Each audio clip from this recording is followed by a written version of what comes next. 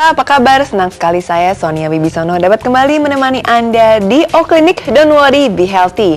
Hari ini kita akan berbincang mengenai diabetes mellitus gestasional atau kencing manis di dalam kehamilan. Wah, ini serem sekali karena bisa menyebabkan kematian bayi. Hari ini kita akan berbincang bersama pakarnya, Dr. Caroline Tirtajasa, SPOG. Halo Dr. Caroline, apa kabar? Baik. Dokter? Baik. Dokter, ngobrol-ngobrol mengenai kencing manis pada kehamilan, sebenarnya berapa banyak sih kasus kencing manis dalam kehamilan ini, Dok?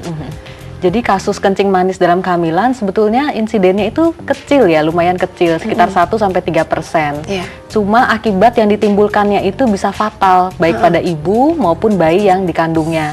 Karena itu saat ini keputusannya jadi semua wanita hamil itu kita screening untuk ada atau tidak adanya kencing manis dalam kehamilan ini. Nah, munculnya itu kapan, Dok? Harusnya apakah ibu itu memang sudah punya kencing manis sebelum hamil, atau memang ada riwayat dari orang tuanya punya kencing manis, atau gimana, Dok?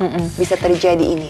Jadi kalau dari definisinya sendiri sih kencing manis dalam kehamilan seharusnya yang real gestasional diabetes mellitus itu hanya yang kencing manis itu terjadi saat dia hamil. Tetapi untuk saat ini itu juga mencakup yang sudah terjadi kencing manis sebelum dia hamil. Karena penata laksanaannya hampir sama. Iya.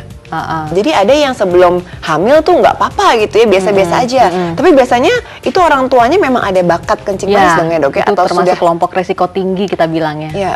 Kemudian biasanya apa yang terjadi? Apa ada gejalanya, Dok? Jadi gejala-gejala yang ada itu kadang-kadang tidak jelas ya. Untuk gejala awal kadang-kadang tidak bergejala sama sekali.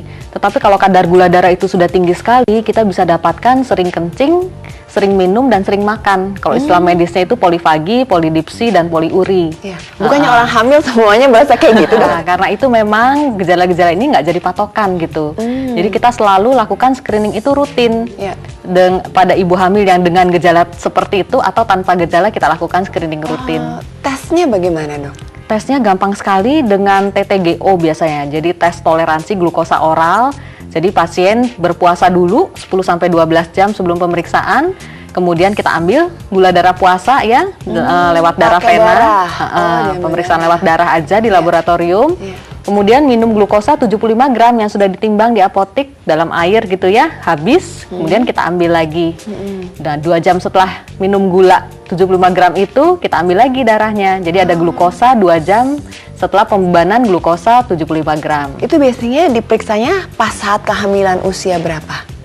Jadi untuk yang resiko tinggi, jadi ada kelompok-kelompok resiko tinggi ya. Apa aja tuh, Dok, resikonya? Jadi Nah, kita resiko harus tinggi itu antara lain dia ada riwayat diabetes mellitus dalam keluarga, kemudian juga riwayat melahirkan bayi lebih dari atau sama dengan 4 kg. Oh, sebelumnya pernah lahirin ada riwayat. anak pertama atau anak keduanya yang bayinya besar, lebih dari 4 kilo ya. Kemudian ada riwayat infeksi jamur berulang ya.